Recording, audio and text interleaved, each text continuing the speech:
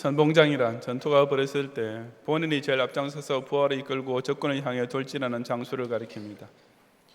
요즘처럼 멀리서 총을 쏘고 대포를 발사하는 전쟁에서는 꼭 그렇지 않지만 옛날처럼 창칼을 들고 직접 백병전을 치르던 시대에는 그런 선봉장 역할이 결정적이었습니다.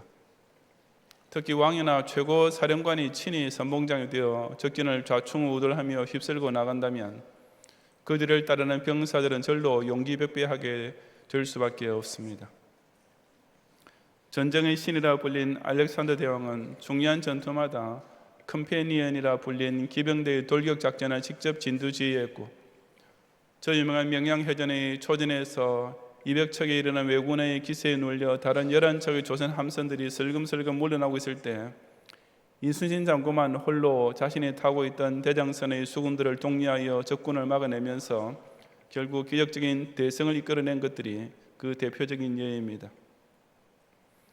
뒤에서 돌격 앞으로만 외치는 장군과 친히 앞장서서 나를 따르라고 이끌어가는 장군이 병사들의 살기에 끼치는 영향력은 그처럼 극과 극으로 다를 수밖에 없는 것입니다. 오늘 본문에서 다윗이 이스라엘의 과거를 회상하면서 기도하고 있는 내용도 그런 것이었습니다.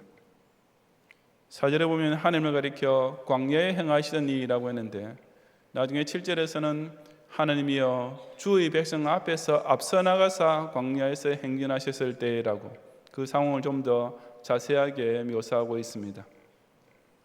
즉 지금 다윗은 과거 그의 조상들이 출애굽한 이후에 광야 행군을 하게 되었을 때 그 백성 앞에서 앞서 나가신 저 이스라엘 백성의 행군 대열에서 제일 선두에 서셔서 그들을 친히 진두지휘해 주고 계셨던 하나님을 기억하면서 이 기도를 올리고 있는 것입니다. 내일은 6.25 전쟁 제68주년이 되는 날입니다. 하지만 목화 그 동독 상잔의 주범이 누구였는지를 피부로 체험해 본 사람들은 점점 줄어들고, 그 대신 6.25는 통일전쟁이었다느니 심지어 6.25는 남한의 북침이었다는 궤변들이 아예 역사의 정론으로 둔갑해 가고 있는 이 어이없는 시대를 우리가 맞이하고 있습니다. 정말이지 이 땅의 파수꾼된 교회와 성도가 조국과 민족의 정리를 두고 그 어느 때보다 더 간절히 하나님께서 주의 백성 앞에서 앞서 나가 주시기만을 기도해야 할 때인 것입니다. 이 시간 저는 그처럼 하나님께서 친히 우리의 선봉장이 되셔서 이 나라를 위해 꼭 이루시기를 간구해야 할 두 가지 기도 제목을 여러분과 함께 나누려고 합니다. 첫째, 우리는 하나님께서 친히 조국의 원수를 처단해 주시기를 위해 기도해야 합니다. 1절부터 4절까지 함께 봉독하겠습니다. 하나님이 일어나시리니 원수들은 흩어지며 주를 미워하는 자들은 주 앞에서 도망하리이다. 연기가 불려가듯이 그들을 몰아내소서. 불 앞에서 미리 녹음같이 악인이 하나님 앞에서 망하게 하소서. 의인은 기뻐하여 하나님 앞에서 뛰놀며 기뻐하고 즐거워할지어다. 하나님께 노래하며 그 이름을 찬양하라. 하늘을 타고 광야에 행하시는 이를 위하여 대로를 수축하라. 그 이름은 여호와이시니 그의 앞에서 뛰놀지어다. 아멘. 가나안을 향해 진군하던 이스라엘 민족의 행진은 여러 차례 원수들의 방해와 도전을 받게 되었습니다. 특히 아말렉 족속은 걸핏하면 이스라엘 행군 대열에서 가장 취약했던 후미를 공격하며 괴롭혔고, 요단강 건너기 직전에도 아모리 왕과 바산 왕이 이스라엘의 앞길을 막으려 했습니다. 하지만 그럴 때마다 벌어진 일이 곧 하나님이 일어나신 것이었습니다. 행진하는 이스라엘 백성의 최선두에 항상 서 계시던 하나님께서 그를 원수들의 공격에 대해 즉각 반격을 가하시고 친히 그들을 소탕해 주셨던 것입니다. 그 결과 그 이스라엘 원수들은 흩어지며 도망하게 될 수밖에 없었습니다. 왜냐하면 이스라엘은 하나님의 선민이었던 까닭에 그 이스라엘과 대적하려는 민족은 주를 미워하는 자, 곧 하나님의 원수나 마찬가지였기 때문입니다. 그러니 그 이방 민족들은 실상 이스라엘 백성이 아니라 이스라엘 백성의 선두에 서 계시는 하나님을 감히 대적하려는 것이나 마찬가지였으며, 그 싸움은 물론 해보나 마나한 것이었습니다. 이어지는 2절에서 다윗이 연기가 불려가듯이 그들을 몰아내소서, 불 앞에서 미리 녹음같이 악인이 하나님 앞에서 망하게 하소서라고 한 것은 바로 과거 출애굽 때의 것처럼 역사하신 하나님께서 지금도 똑같이 이스라엘 백성을 도와주실 것을 확신하면서 올리는 기도입니다. 바람이 불면 연기는 한순간에 날아갈 수밖에 없고 밀랍이나 양초가 불길이 가까이에만 다가와도 맥없이 녹아버리는 것처럼 이스라엘의 원수는 하나님 앞에서 도저히 적수가 될 수 없었습니다. 즉 하나님께서 일어나셔서 그 기세등등하던 이스라엘 원수를 몰아내시는 순간 그들은 순식간에 망할 수밖에 없었던 것입니다. 그런 하나님을 믿음직한 선봉장으로 모시고 있는 이스라엘 백성에게 벌어지는 일이 바로 3절에 기록된 대로 의인은 기뻐하여 하나님 앞에서 뛰놀며 기뻐하고 즐거워할지어다 라는 사실입니다.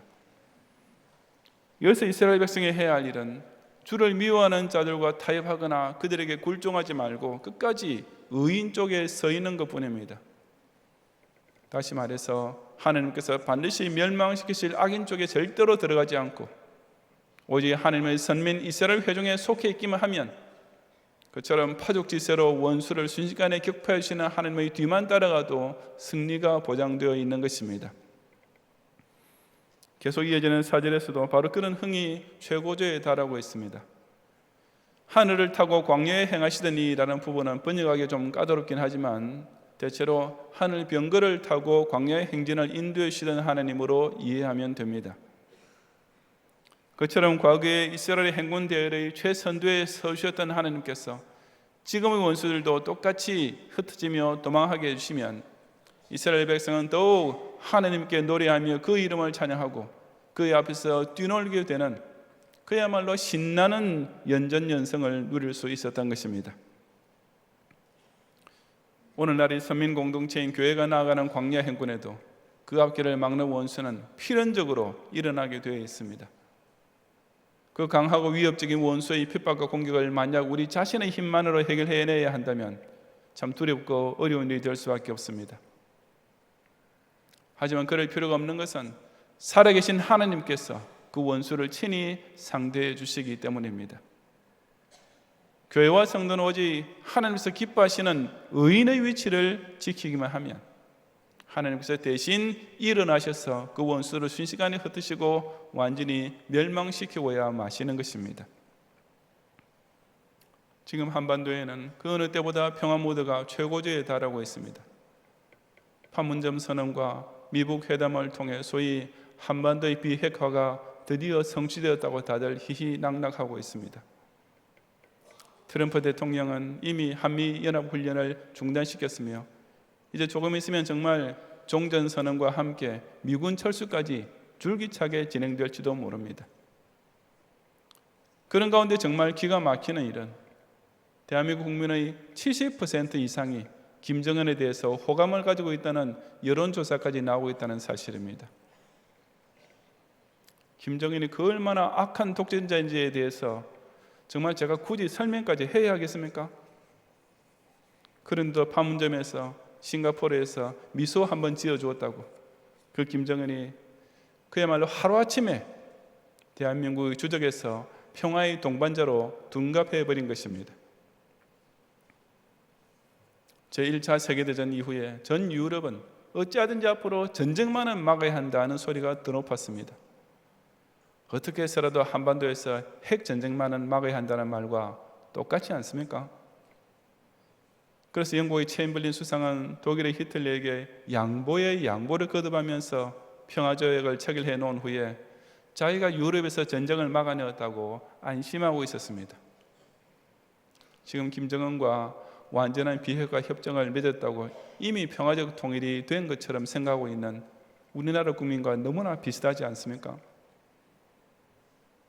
하지만 바로 그 평화조약 직후에 히틀러는 챔벌린의 뒤통수를 치면서 폴란드를 침공했고 그것이 제2차 세계대전의 발발이었습니다. 저는 그런 역사가 우리나라에서도 반복될지 모른다는 염려가 정말이지 저 혼자만의 기우이기를 간절히 바랄 뿐입니다. 1973년 1월에 미국은 월면과 휴전을 선언함으로써 10년 이상 끌어왔던 월남전이 중단되었습니다.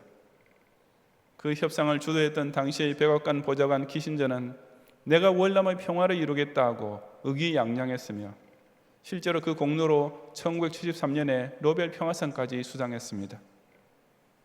하지만 그러는 사이에 월명은 5만여 명의 간첩을 침투시켜서 월남 내에 반미 반전 운동을 확산시키는 가운데 착실히 전쟁 준비를 하다가 끝내 1975년에 한순간에 사이공을 함락시키면서 베트남을 완전히 공산화시켰습니다. 몇 년 전 우리나라에서도 국회의원까지 된 사람들이 애국가 제창을 거부하고 하마터면 원내 교섭단체까지 될 뻔했던 정당이 내란 선동죄가 인정되어 강제 해산당한 것을 똑똑히 보았습니다. 그런데도 어떻게 우리나라 국민들은 이런 월남의 교훈을 거울로 삼을 생각조차 할 줄 모르는지 저로서는 도저히 알 길이 없습니다. 물론 이것 역시 저 혼자만의 바보 같은 넋두리기를 간절히 바랄 뿐입니다. 하지만 그런 까닭에 우리 기독신자는 오직 하나님께서 일어나 주시기만을 간절히 기도해야 하지 않겠습니까? 혹시나 하고 기대했던 명실공히 세계 최고의 강대국인 미국의 대통령조차 함부로 건드리지 못하고 양보하게 만드는 이 희대의 독재자의 야욕을 꺾을 수 있는 분은 오직 하나님 한 분밖에 없기 때문입니다. 평안하다, 평안하다는 거짓 선지자의 소리가 완전히 대세를 압도하고 있지만 실제로는 조국의 안보와 자유민주주의 수호가 그 어느 때보다 위태로워진 현실을 직시하면서 오직 하나님께서 이 조국의 원수를 직접 처단해 주셔서 이 대한민국의 앞길을 활짝 열으시기를 위해 더욱 간절히 기도의 힘을 모으는 성도들이 되시기를 바랍니다. 둘째, 우리는 하나님께서 친히 북한의 동포를 해방시켜 주시기를 위해 기도해야 합니다. 5절과 6절을 함께 봉독하겠습니다. 그의 거룩한 저수에 계신 하나님은 고아의 아버지시며 과부의 재판장이시라. 하나님이 고독한 자들은 가족과 함께 살게 하시며 갇힌 자들은 이끌어내사 형통하게 하시느니라. 오직 거기 가는 자들의 거처는 메마른 땅이로다. 아멘. 바로 앞에서 이스라엘의 원수에 대해서는 그처럼 두려움과 공포의 대상으로 일어나셨던 하나님께서 이제 여기서는 완전 정반대의 모습으로 당신을 나타내고 계십니다. 그것이 곧 자기 백성에 대해서는 실로 무한한 사랑과 자비로서만 대해주시는 아버지의 모습입니다. 성부 하나님께서는 그 선민 이스라엘 백성 중에서도 특히 가장 약한 자들에 대하여 더욱 마음을 써주시고 깊은 온정을 베푸시는데 그 대표적인 대상이 바로 고아와 과부였습니다. 우리가 잘 아는 대로 이스라엘에서는 당시 대부분의 근동사회와 마찬가지로 고아와 과부란 사회의 약자들이었습니다. 이들은 단지 경제적으로만 어려웠던 것이 아니라 아무 보호자가 없는, 다시 말해서 인간으로서의 기본적인 권리조차 지켜줄 만한 사람이 전혀 없는 존재였습니다.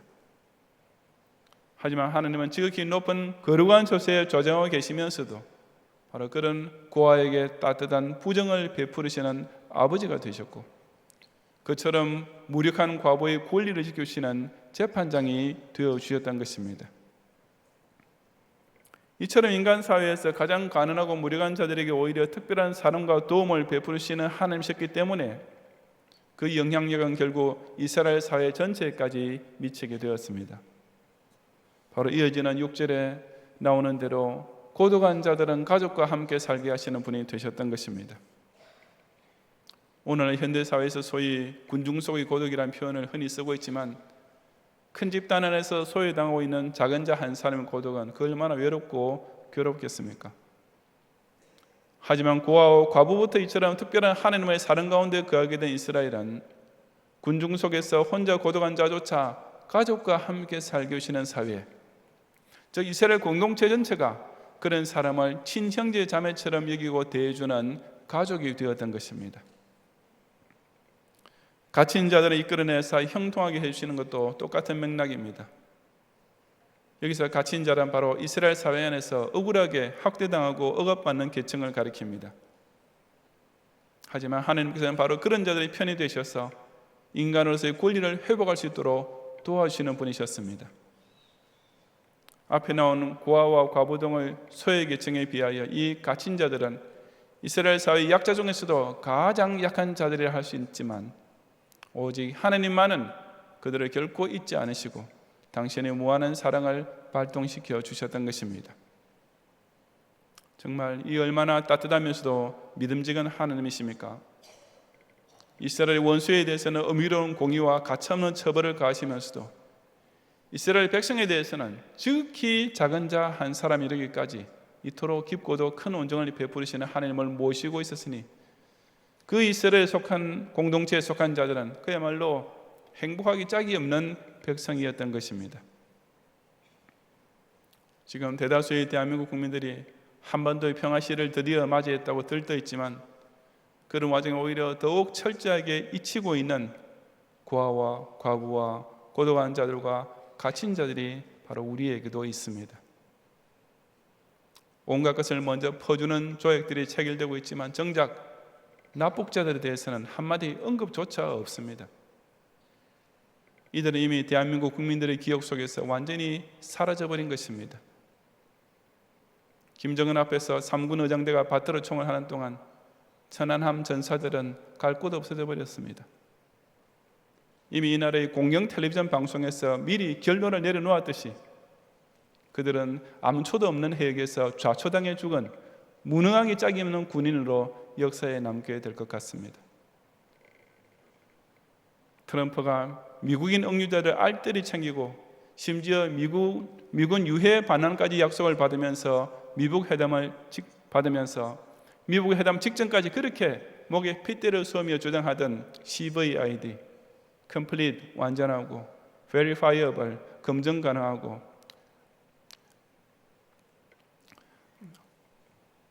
irreversible 불가역적인 비핵화를 간단하게 양보하는 와중에 최소 15만 명으로 추정되는 북한의 정치범 수용소 제출은 철저하게 소외당했습니다.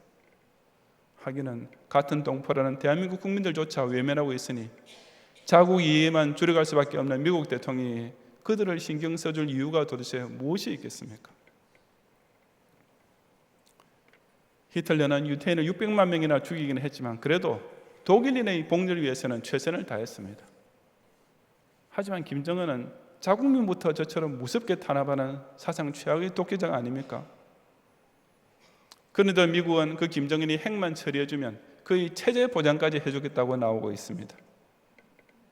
그런 식의 평화란 결국 2천만의 북한 동포와 얼마나 되는지 알기도 없는 북한의 지역의 성도들을 영원히 공산 독재의 마수 아래 아예 합법적으로 버려두자는 소리가 아니고 무엇이겠습니까? 정말이 딱 한 번만이라도 정말 잠시라도 여러분이 한번 그런 처지에 있다고 가정해 보시기 바랍니다. 여러분이 지금 이 순간 북한에 불법적으로 억류되어 있는 대한민국 어부나 칼기 승무원이라면, 여러분이 지금 천안함 전사자 유가족이라면, 여러분이 지금 요독 수용소에 갇혀 있는 지하교회 성도라면 기분이 어떻겠습니까? 그런 상황에서 웃고 있는 김정은의 사진을 배경으로 손가락 하트를 그리고 있는 이 학생의 사진을 보게 되었다면 과연 여러분의 속은 어떻겠습니까?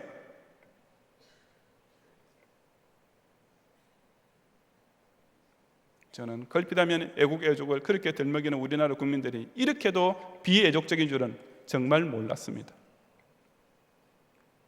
저 넓은 미국 땅에서 어쩌다 경찰이 반항하는 흑인 용의자를 두들겨 패는 일이라도 벌어지면 SNS에다가 막 퍼뜨리면서 미국은 아직도 인종차별하는 나쁜 나라라고 열을 내고 있지만 사실 우리나라 국민이야말로 외국인을 차별하는 데는 적어도 자유민주주의 국가 가운데서는 단연 1등인데, 그처럼 단일 민족에 대한 알량한 자존심이 하늘을 찌르는 사람들이 어떻게 같은 대한민국 국민들과 같은 한민족에 대해서까지 이렇게 기본적인 애국민심도 최소한의 애민족심도 발휘할 줄 못할 줄이야 저는 꿈에도 몰랐습니다.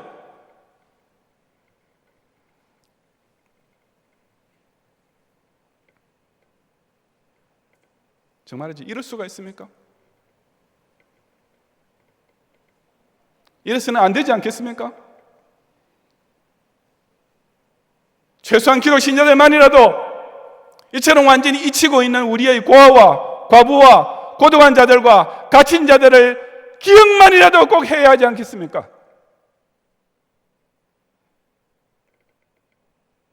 우방과 같은 민족에게 철저하게 외면당하고 있는 저 북한 동포들을 위해 더욱 간절히 기도함으로써 오직 하나님께서 친히 그들의 생명을 돌보는 아버지와 그들을 위해 공의를 이루시는 재판장이 되셔서 그들을 독재자의 마수에서 이끌어내시고 우리 함께 사는 가족으로 만드신 날을 꼭 맞이하는 성도들이 되시기를 바랍니다.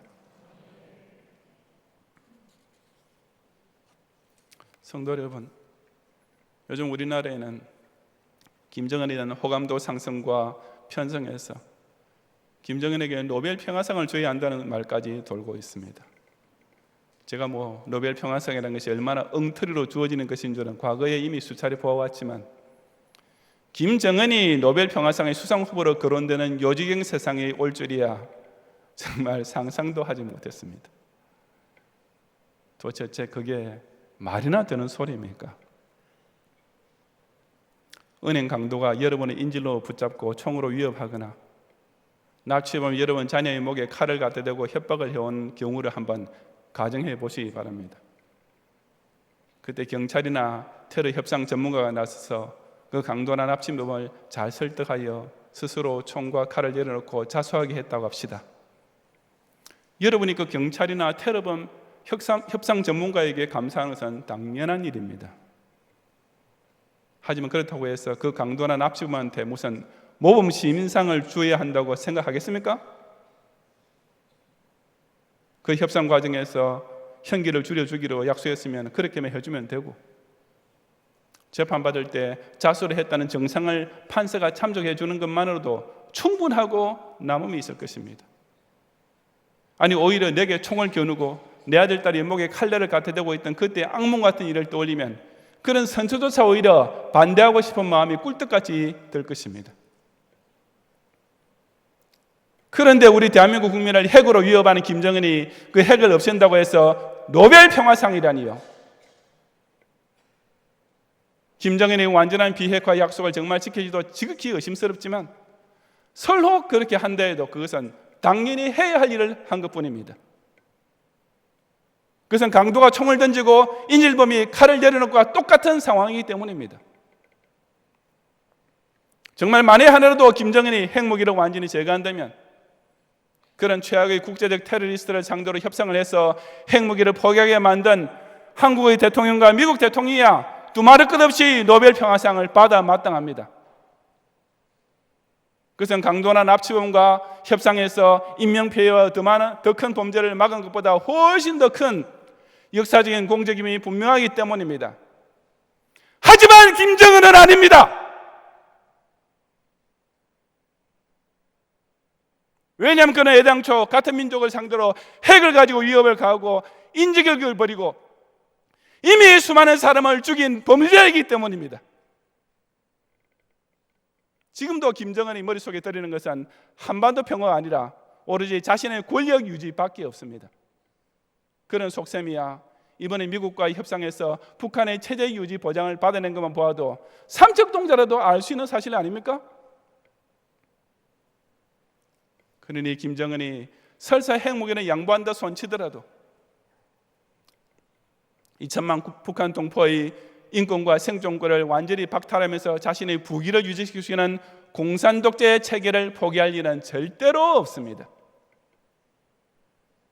농담 반 진담 반으로 지금 북한에서 공산당보다 더 힘있다고 하는 장마당은 분명히 자본주의 사물임에도 불구하고 김정은 자신부터가 그 장마당 덕분에 그나마 북한 인민들이 조금 먹고 살 수 있게 된 것을 너무나 잘 알고 있으니까 어쩔 수 없이 눈 감아주고 있지만 그렇다고 해서 그가 정치범 수용소에 가두어놓은 죄수들까지 사면해 주어서 북한의 자유와 물결이 봄을 터듯이 번져나가게 되고 그 결과 자신의 독재 권력이 무너지게 될 자충수를 돌리는 만무한 것입니다. 여러분 김동식 목사님 아십니까? 김동식 목사님은 바로 제가 대학생 시절에 이 경양교회 대학부 SFC 담당 교역자이셨습니다. 그 후 제가 미국에 있을 때 김동식 목사님을 한번 만나뵌 적이 있었는데, 그때 마침 미국에서 열렸던 올림픽에 참가한 북한 선수단을 대접하고 돕는 일을 하고 계셨습니다. 근데 그 후에 중국으로 가셔서 탈북자들 돕는 일을 하시다가 2000년 1월에 중국 연결해서 납북되어 지금은 벌써 사망했을 것으로 추정됩니다. 그 김동식 목사님을 최후로 보았다는 사람의 증언에 따르면 원래 70kg 나가던 분이 30 몇 킬로그램밖에 안 되는 피골이 상조 모습이었다고 전하고 있습니다. 어디까지 사실인지 알 수 있지만 그분이 당한 말로 표현할 길도 없는 그런 고난과 고문은 우리가 알 길이 없습니다. 하지만 당시 우리나라 정부는 김동식 목사님의 송환에 대해서 그 어떤 노력도 하지 않을 뿐 아니라 아예 실종 자체를 4년이나 지난 후에야 법적으로 받아들였습니다. 북한의 독재자에 의해 한 목사님이 한 대한민국이 목숨을 잃게 되는 동안 아무도 그분에게 관심조차 가지지 않았던 것입니다. 저는 앞으로 김동식 목사님처럼 이책이 될 사람들은 더 많아질 것이라고 생각합니다. 이 나라에 김정은에 대해 호감을 가지고 있는 국민들이 70%를 넘고, 김정은의 미소와 립 서비스 한 번에 홀딱 넘어가서 이 독재자에게 노벨 평화상을 줘야 한다는 소리까지 나오고 있으니 도대체 누가 김동식 목사라는 사람의 이름을 기억이나 하겠습니까? 요즘 우리나라 목사들 가운데 이렇게 한반도의 평화가 정착되면 북한에도 중국처럼 자유와 물결이 들어가게 되면서 북한 선교를 할 수 있는 날이 올 것이다라고 아주 낙관하는 사람들이 많습니다. 그렇게 말하는 목사들에게 저는 김정은이 계속 통치하는 가운데 북한에서 선교의 문이 열릴 것이라고 생각한다면 굳이 그런 계획을 세울 필요도 없다라고 말해주고 싶습니다. 왜냐하면 김동식 목사님을 납치하여 고문하고 죽이는 동안에도 북한에는 법적으로는 종교의 자유가 있었기 때문입니다. 정확하게 알 길은 전혀 없지만 어림잡아 20만 명 정도로 추정되는 지역의 성도들이 온갖 끔찍한 박해를 당하고 있는 지금 이 순간에도 북한에는 국가가 인정하는 교회와 목사들이 엄연히 존재하고 있기 때문입니다. 정말이지 저와 여러분은 국가안보와 북한 동포의 해방을 두고 오직 하나님께만 100% 모든 것을 의지할 수밖에 없는 때를 맞이했습니다. 그리고 이 대한민국에 그래도 참된 교회와 신실한 기도 신자들이 끼어 있는 한 하나님께서도 이 나라와 민족을 위해 앞장서서 나가 주실 것입니다. 왜냐하면 하나님께서는 교회를 대적하는 자들을 곧 당신의 원수로 여기시기 때문에 아무리 그들이 강력하고 위협적으로 나타난다 해도 친히 일어나셔서 그들을 다 흩어버리시고 도망하게 만드시는 천하무적의 선봉장이시기 때문입니다. 또한 하나님은 그런 가운데서 인간 사회로부터는 완전히 잊히고 소외당하는 지극히 작은 약자들과 특히 핍박당하는 당신의 자녀들을 단 한 명도 잊지 않으시고 끝내 회복하여 형통하게 해주시는 하늘의 아버지이시기 때문입니다. 호국 보훈의 달에 6.25 전쟁 68주년을 맞이하면서 조국과 민족의 장래를 두고 심히 염려하지 않을 수 없는 현실을 맞이하고 있지만 이런 때일수록 오직 전능자께서 친히 조국의 원수를 속히 처단해 주시고 성부 하나님께서 북한의 동포에게 반드시 해방의 날 주시기만을 위하여 더욱 간절히 끝까지 함께 기도하는 성도들이 되시기를 주님의 이름으로 축원합니다.